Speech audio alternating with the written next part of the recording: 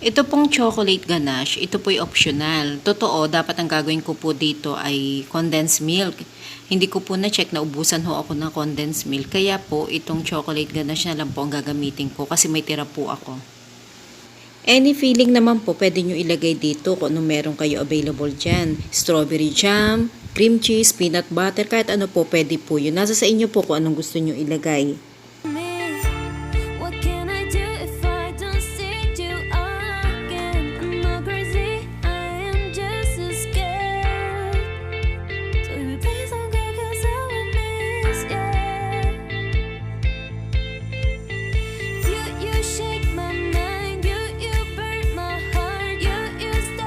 Ito na po ang ating 3 ingredients cookies. Try nyo na pong gawin yan. Napakasimple, napakadali, at napakasarap at sigurado magugustuhan ng lahat.